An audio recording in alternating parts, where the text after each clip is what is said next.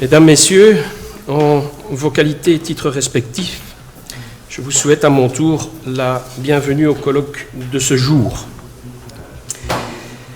La première partie de notre journée est consacrée à la cyberjustice, à la digitalisation des expertises et à l'interaction avec les experts informaticiens. Pour traiter ces thèmes, nous accueillerons Madame la bâtonnière Christiane Ferral-Schul, Maître Myriam Kemener, mais également Monsieur Alain Pilette. J'invite tout d'abord un duo, finalement, pour nous entretenir de la cyberjustice et des interactions avec les experts informaticiens. Présentation en duo, donc, assurée d'une part par Madame la bâtonnière Ferral-Schul, avocate au barreau de Paris, ancienne présidente du Conseil national, auteure d'ouvrages et de nombreux articles. Et d'autre part, Maître Kemener, avocat général près de la Cour d'appel de Paris, également auteur d'ouvrages et de nombreux articles. Je me propose de vous céder immédiatement la parole.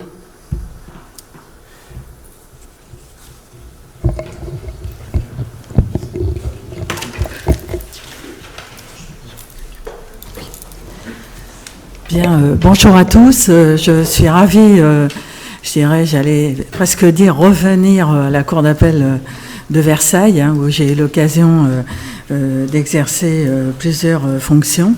Et effectivement, comme vous venez de l'indiquer, nous vous proposons un duo, une présentation à deux voix, à la fois sur les aspects civils et pénal de l'expertise financière qui de plus en plus est numérique. Effectivement, comme je l'ai indiqué dans l'un de mes articles, nous sommes face à une disruption numérique. Les outils numériques sont de plus en plus utilisés. C'est des produits de consommation courante. Il y a un fort développement de l'usage de l'Internet, un environnement de plus en plus complexe avec les dérives. C'est à la fois un levier économique, des aspects très positifs au niveau de la communication, mais il y a des dérives. Je pense aux activités illicites, par exemple dans le dark web. Et ce qu'on constate également, actuellement j'exerce des fonctions à la Chambre de l'instruction économique et financière à Paris, c'est très clairement un glissement de la délinquance, je dirais, classique vers le numérique. Il n'y a pas cette confrontation auteur-victime. Il y a aussi très rapidement la dimension internationale. Par exemple, une cyberattaque va être initiée à l'autre bout du monde et ses effets vont se faire sentir, par exemple, sur le territoire français. Donc, il y a des aspects qui sont tout à fait intéressants pour les délinquants. Donc, la localisation et la volatilité des données posent problème aux professionnels du droit. Monsieur le procureur général, vous avez évoqué, et effectivement c'est le cœur du sujet, c'est-à-dire la preuve. Et les experts vont être confrontés à justement l'analyse de ces indices numériques qui, mis bout à bout, vont constituer la preuve permettant, par exemple, de caractériser des infractions pénales. Donc, il y a cette dimension technologique, il y a cette dimension de plus en plus européenne et internationale, et on va largement l'évoquer aujourd'hui. Et donc, c'est pour cette raison que nous vous proposons cette présentation à deux voix, puisque l'expert est tout à fait indispensable en matière économique et financière, en matière numérique, aussi bien au pénal qu'au civil. Bonjour à tous donc, et à toutes. Vous avez compris qu'on intervenait en binôme avec Myriam Kemener en essayant justement de travailler à la fois sur le côté civil, commercial et pénal.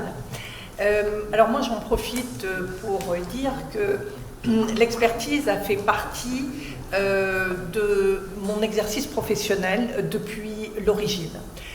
J'ai beaucoup d'affection et de gratitude à l'égard des experts en informatique, puisqu'ils ont été pour l'essentiel mes interlocuteurs, et ils m'ont beaucoup appris sur le terrain.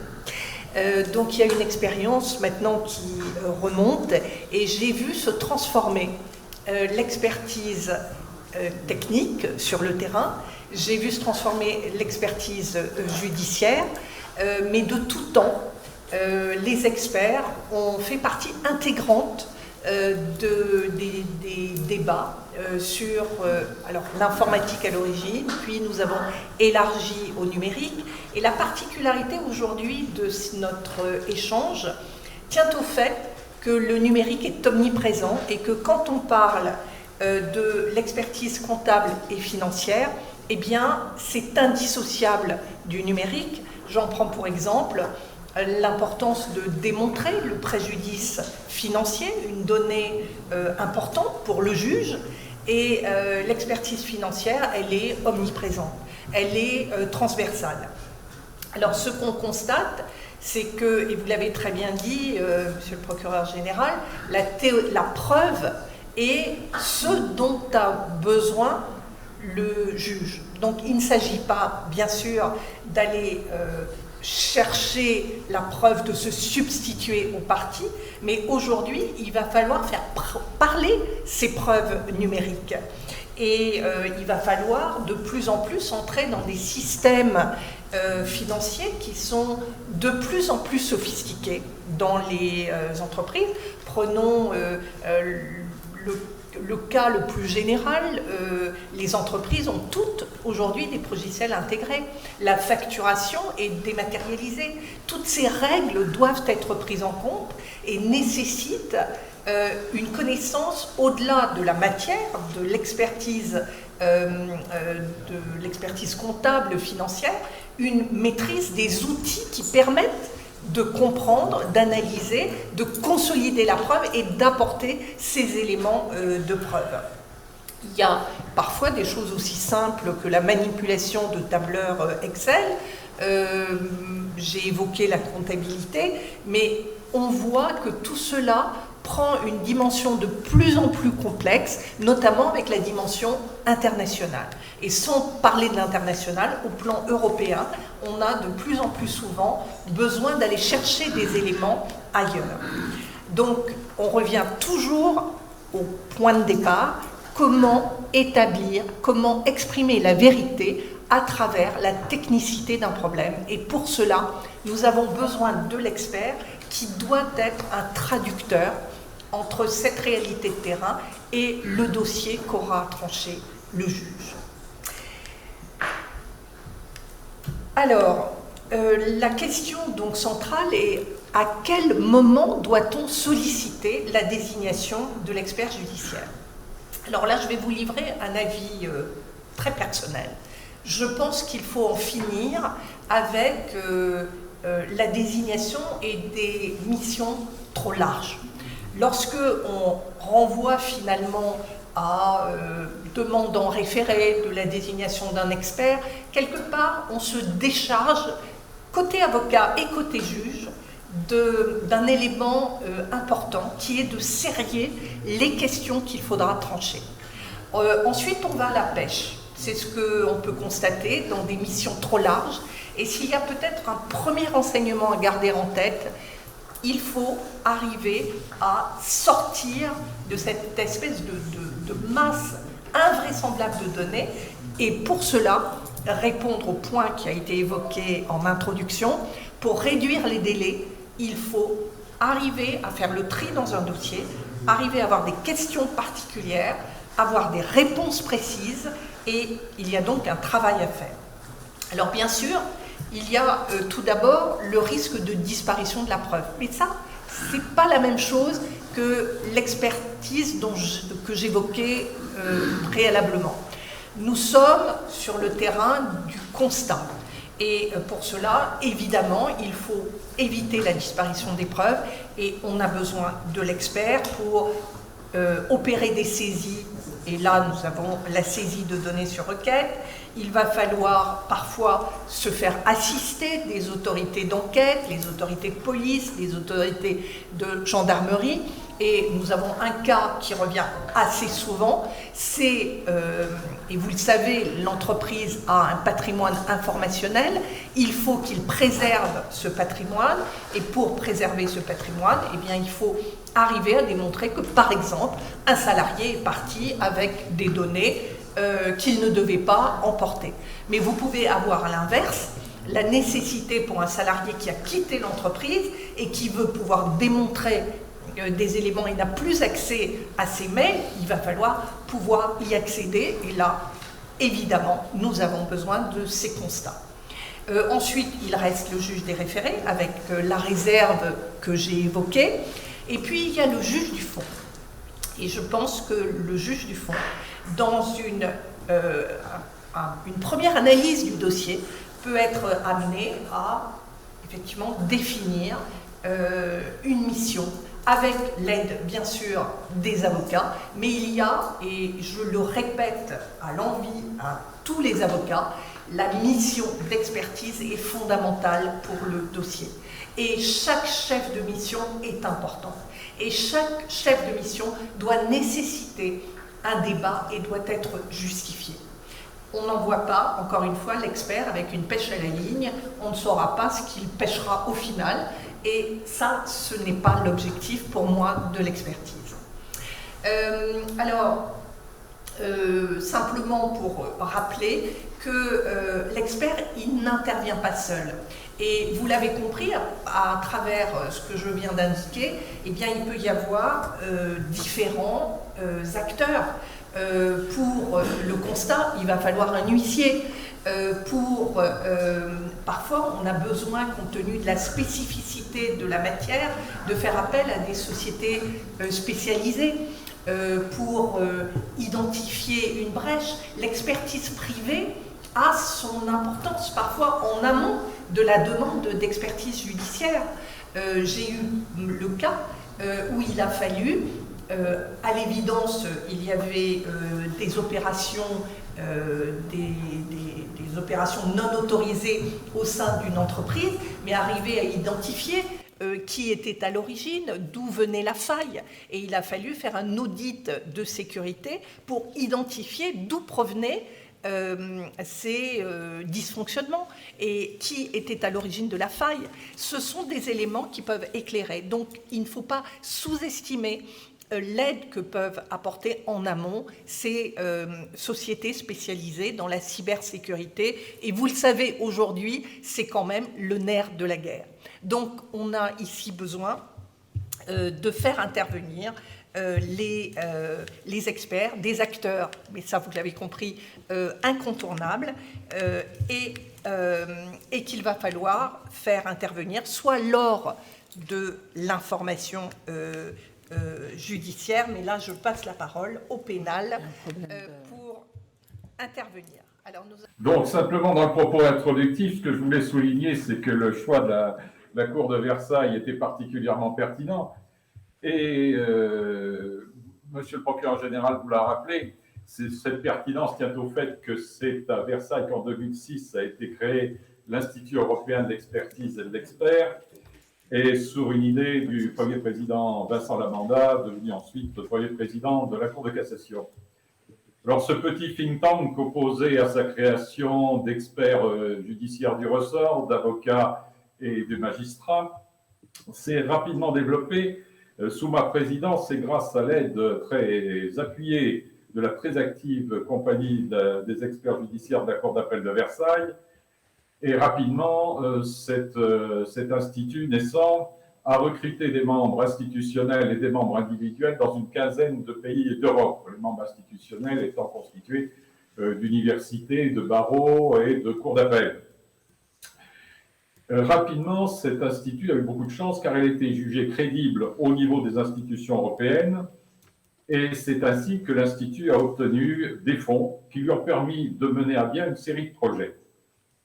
Alors, le premier de ces projets, ça a été Eurexpertise, qui a permis de faire l'inventaire des règles et des pratiques existantes dans les différents pays de l'Union européenne et de faire émerger des pistes de convergence en matière d'expertise judiciaire. Le deuxième projet était le projet Eagle, qui a été mené entre 2014 et 2015 et qui a permis, au terme d'une conférence de consensus européenne, de rédiger un guide de bonne pratique des expertises civiles comprenant en annexe une esquisse d'un code de déontologie. Le troisième projet a été FinanExpert One, qui visait à centraliser les listes d'experts judiciaires existant dans les différents États membres et de les publier sur le site e-justice de la Commission européenne, accompagné de la description de la procédure d'expertise dans ces différents États membres. Le quatrième projet, FinanExpert 2, est en cours de réalisation et nous vous en parlerons plus largement tout à l'heure.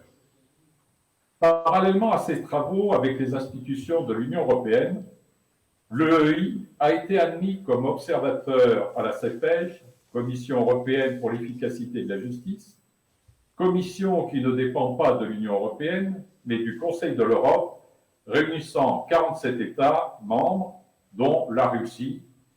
C'est d'actualité.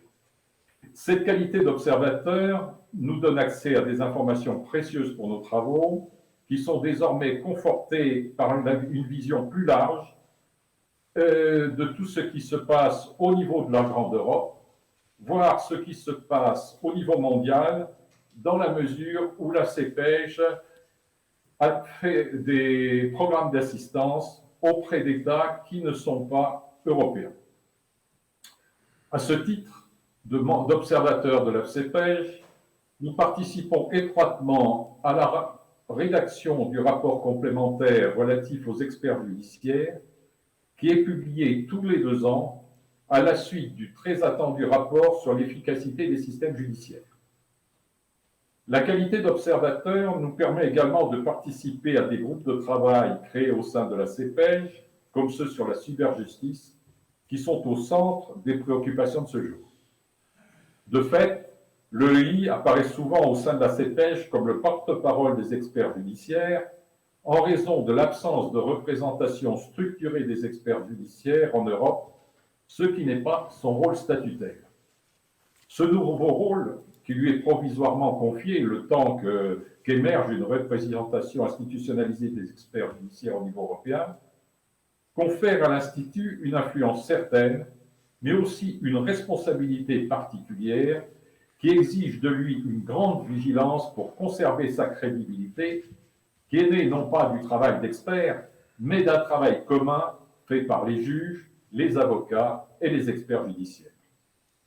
Au regard de l'histoire que je viens de rappeler de cet institut né à Versailles, l'EEI, qui est co-organisateur de ce colloque qui se déroule aujourd'hui, apparaît particulièrement bien placé pour apporter un éclairage européen sur vos travaux et particulièrement sur 2 questions simples qui sont toujours au centre de nos travaux et auxquelles nous essayons toujours d'apporter une réponse. La première de ces questions, c'est comment choisir un bon expert comptable et un bon expert en évaluation dans un autre pays d'Europe. Et la deuxième question, qui est tout aussi difficile, et peut-être beaucoup plus difficile et pourtant simple, à quelles conditions une expertise comptable ou une expertise d'évaluation doit être faite dans un État membre pour que cette expertise soit admise en preuve et reconnue par les juridictions des 26 autres États. Voilà ce que je voulais vous dire en introduction et je souhaite bien sûr que nous approfondissions ces questions et je souhaite bien sûr un plein succès à ces travaux. Et j'ai déjà beaucoup appris sur les premières interventions que je viens d'écouter sur l'introduction, sur la cyberjustice et sur les problèmes liés à la preuve en matière informatique. Je vous remercie.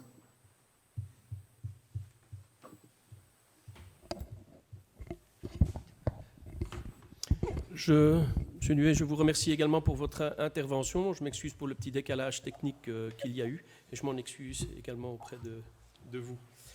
Voilà, nous pouvons poursuivre. Bien, donc je vais évoquer maintenant les aspects de l'expertise dans un cadre pénal. qui souvent intervient en cours d'information judiciaire par ordonnance de juge d'instruction dans le cadre de l'article 156 du Code de procédure pénale. Et l'objectif de l'expertise pénale est de confirmer ou non des indices trouvés durant l'enquête initiale, par exemple. Et comme ça a été indiqué, effectivement, la complexité de ces expertises, avec des aspects à la fois financiers, mais de plus en plus numériques, implique aussi un renforcement de la coopération publique-privée. Alors, quelle est la marge de manœuvre des experts judiciaires au pénal au titre de renseignement et pour le seul accomplissement de leur mission? Ils vont recevoir des déclarations de toute personne autre que la personne mise en examen, le témoin assisté ou la partie civile. Ils vont recevoir aussi des éléments de la personne mise en examen avec l'autorisation du juge d'instruction ou du magistrat désigné par la juridiction, également avec l'accord des intéressés. Et les déclarations doivent être recueillies en présence de leur avocat ou celui dûment convoqué dans des conditions prévues par le 2e alinéa de l'article 114, sauf renonciation écrite remise aux experts. On l'a évoqué dans la problématique est similaire aussi bien au civil qu'au pénal. Il y a véritablement de plus en plus une spécificité de la cybermission au pénal. Il ne s'agit pas c'est vraiment souvent la description de la mission, ce doit être extrêmement précise et non pas rechercher tout élément nécessaire à la manifestation de la vérité. Il faut alerter au plus vite l'expert sur la nécessité de procéder à l'examen des données, y compris des données qui peuvent être localisées dans le cloud. Il faut organiser des réunions entre les magistrats et les experts afin de cibler les recherches. J'ai eu le cas d'ailleurs d'une affaire aux assises la cour d'appel ici même, où l'expert avait eu une mission très générale, si bien qu'il s'était complètement noyé. En plus devant un jury populaire, ce qui est encore plus complexe devant une cour d'assises, alors que la procédure initiale était déjà extrêmement bien faite, précisant que des indices avaient été retrouvés avec une description de la façon dont les indices numériques avaient été retrouvés, c'est-à-dire bloqueurs en écriture, donc preuves véritablement validées, et il suffisait simplement de confirmer ou d'infirmer ces éléments. Et comme la mission avait été trop générale, l'expert s'est complètement, malheureusement, perdu dans des dédales numériques, si je puis dire. Donc, dans le cadre d'une information judiciaire, il est tout à fait utile de viser les dispositions du 3e alinéa de l'article 161 du Code-1 du Code de procédure pénale, et pour que les opérations d'expertise ne soient pas différées au regard du risque d'entrave à l'accomplissement des investigations, c'est tout à fait essentiel. Alors, on vous propose aussi un slide sur le formalisme de la mission pénale, qui, d'ailleurs, je me suis inspirée d'ailleurs d'un document qui a été élaboré par la Direction des affaires criminelles et des grâces pour justement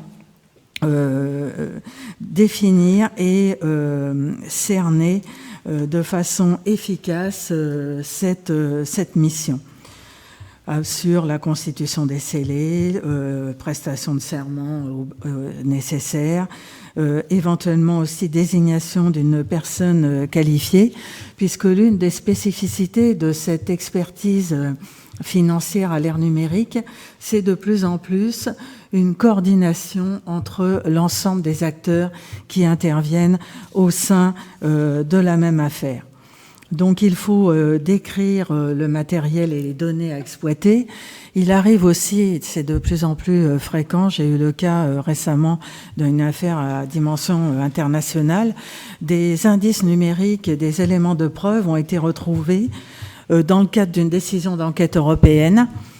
Et donc l'expert a dû aussi analyser ces indices qui nous venaient de l'étranger. Et c'est de plus en plus fréquent. On a eu aussi des éléments qui avaient été transmis par le FBI. C'est dans le cadre d'une affaire dont la presse d'ailleurs s'est fait l'écho, l'affaire Sky ECC, où c'est le résultat d'une coordination sans faille de l'ensemble des acteurs, je dirais au niveau national, européen et international.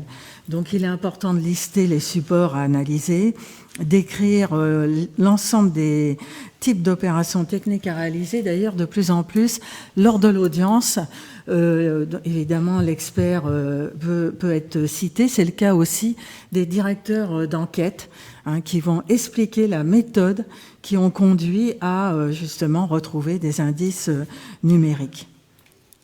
Voilà, on va tenir les délais pour pouvoir répondre. Monsieur le modérateur, nous disposons encore à vos combien questions de temps de manière à cibler la fin de l'intervention? Nous avons déjà pris un peu de retard, mais ça n'est pas grave. Bon, alors, je vais me concentrer sur ce qu'on attend, de l'expert judiciaire. Qu'est-ce qu'on attend de lui? On attend tout d'abord la maîtrise de l'environnement numérique et de la matière financière, puisque on parle bien d'expertise comptable et financière. Ça veut dire quoi? Ça veut dire connaître les nouveaux modes opératoires, les innovations numériques. On peut avoir besoin, par exemple, de savoir ce qu'est la blockchain. On peut avoir besoin de savoir qu'est-ce que sont les cryptoactifs. Cela rentre de plus en plus dans ces missions d'expertise. Et qui, mieux que l'expert, va pouvoir nous accompagner pour décortiquer ces éléments. Il va falloir donc savoir utiliser les outils de recherche. Je l'ai déjà dit, suivre une formation continue. Mais est-ce que ça va être suffisant? Pas évident. Pas évident à raison de la multiplicité des connaissances. Ça veut dire qu'au moment où on va désigner l'expert, il faut peut-être s'intéresser à ses particularités, ses spécificités, ses connaissances particulières. Lorsque on a pu intervenir dans des environnements Oracle ou autres, eh bien, ça peut faire la différence. Ça veut dire quoi? Ça veut dire que le choix de l'expert est important au regard de ces différents critères et qu'il ne suffit pas de dire expert en informatique ou expert spécialisé pour tout savoir, tout connaître, tout maîtriser. Mais évidemment, la formation continue est un facteur qu'il ne faut pas négliger, mais qui n'est pas suffisant. Il va falloir, je l'ai déjà dit, des réponses précises à des questions précises, et il va falloir également qu'il soit en capacité d'échanger avec des services d'enquête spécialisés. Ce qu'il faut à tout prix éviter, parce que ce sont des cas que j'ai rencontrés, ce sont des transformations de missions d'expertise en missions d'audit. On ne demande pas à un expert de refaire l'histoire. Et lorsque je vois des experts recommencer à expliquer comment le client aurait dû définir ses besoins, comment le prestataire aurait dû réagir et refaire l'histoire, on ne refait pas l'histoire. On va au besoin essayer de rechercher des éléments de responsabilité, mais pas pour auditer ce qui a été fait. Et cela arrive beaucoup plus souvent qu'on ne le pense. Les rapports fleuves inexploitables.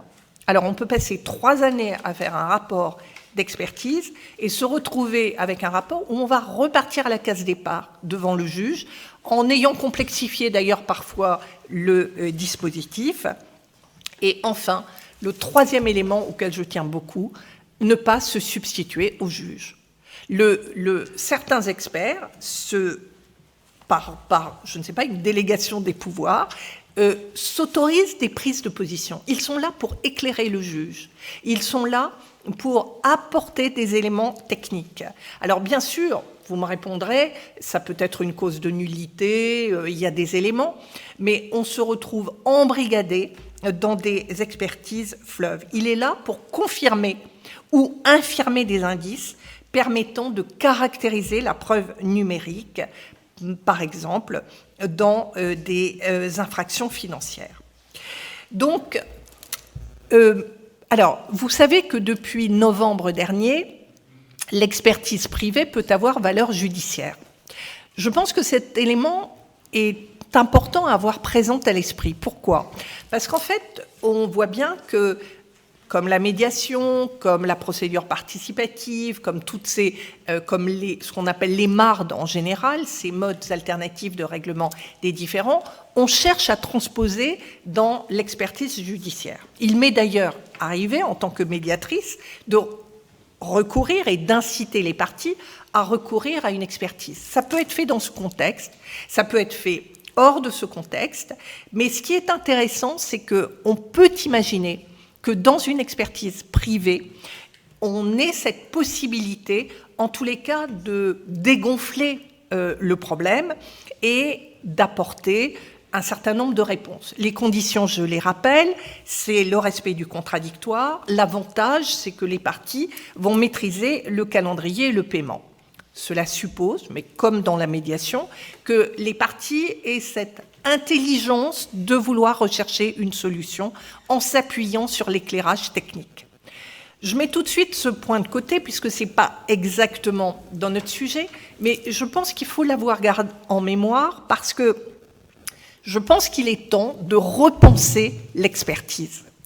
Il y a l'expertise privée en amont du judiciaire, et d'ailleurs, dans la plupart des affaires que j'ai eu à connaître, on a d'abord demandé à un expert conseil avant d'aller devant une juridiction. Donc le rapport d'expertise privée est quelque chose d'important.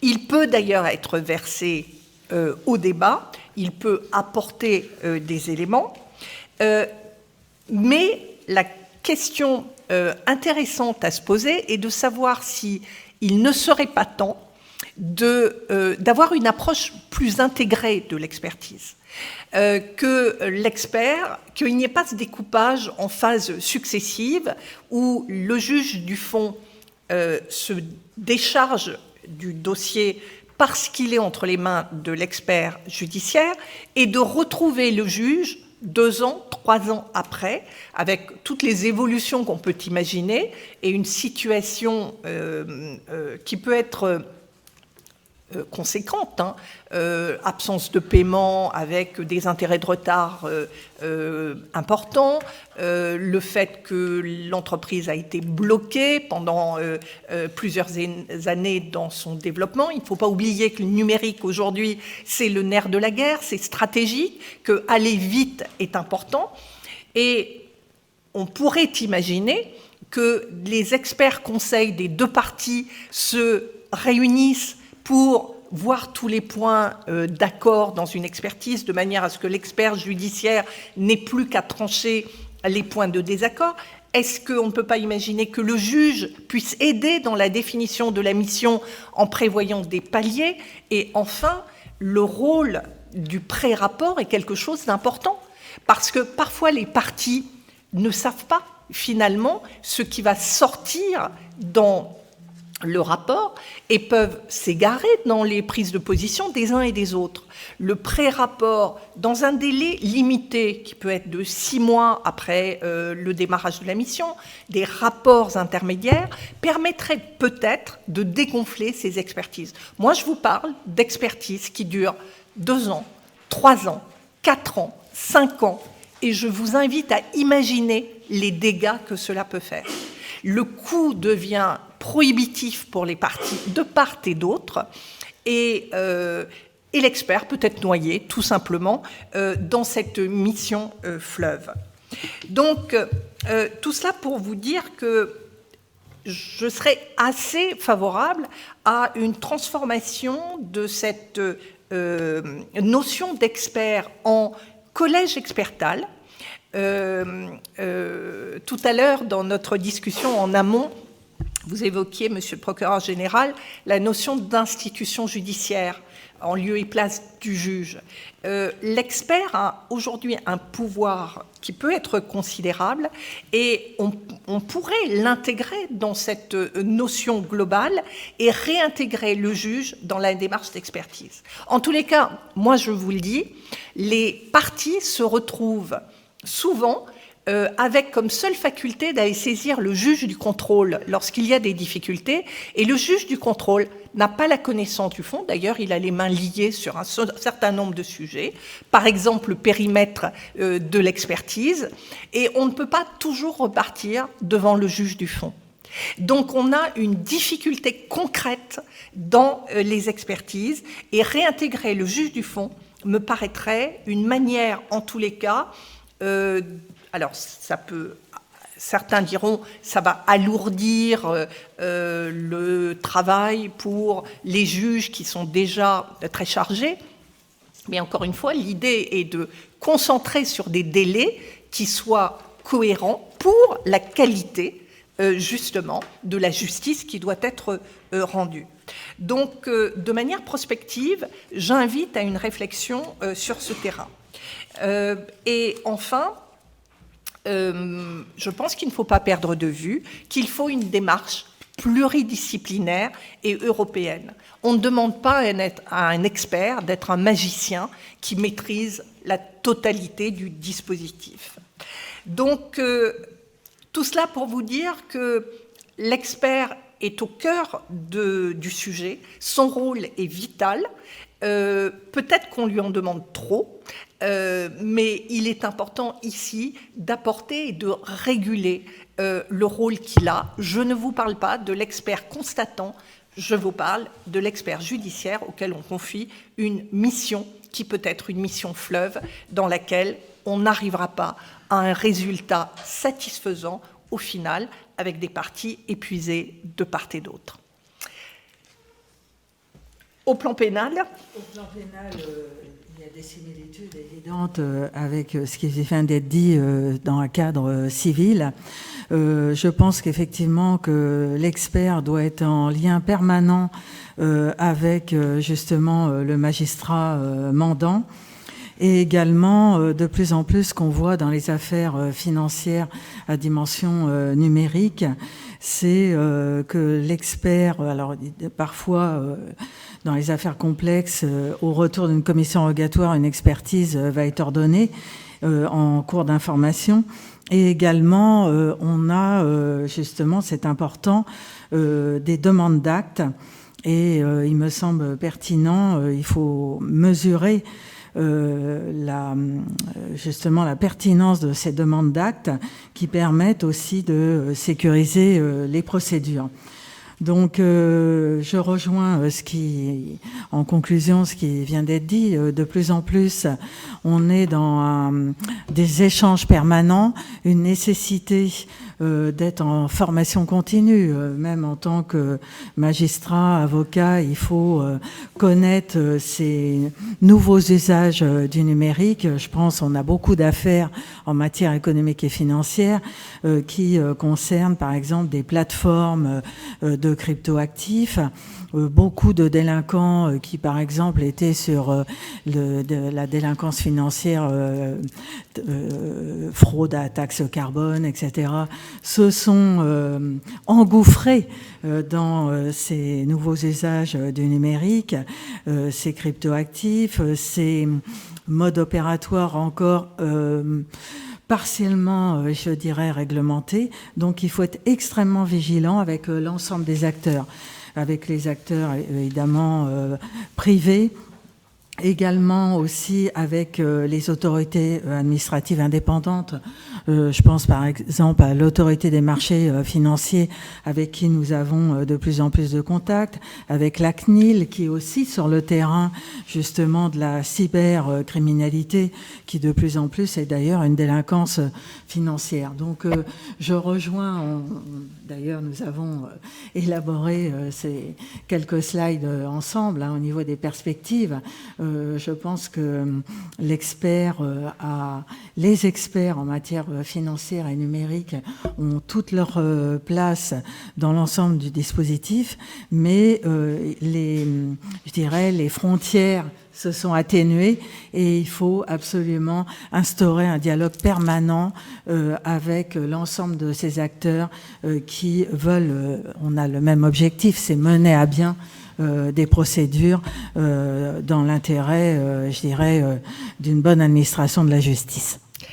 Alors pour conclure, simplement une proposition au civil et peut-être même au pénal. L'idée serait donc une mission beaucoup plus précise avec des chefs de mission très, très précis, nécessitant des réponses précises, mais y ajouter une dimension de délai. Ce délai fixerait, par exemple, l'exigence d'une date pour le dépôt du pré-rapport, qui conduirait chacune des parties à réagir sur le pré-rapport et à finalement enfermer l'ensemble des acteurs judiciaires dans un calendrier qui reste compatible avec les exigences d'une justice de qualité, parce que, je vous rejoins encore une fois, Monsieur le procureur général, il n'y a pas de qualité de la justice si on n'arrive pas à faire le travail dans des délais qui sont raisonnables. Voilà. Merci à tous pour votre attention et pardon si nous avons débordé. Ce n'est pas grave. Merci, Madame le Bâtonnier. Et merci, Maître Quémener.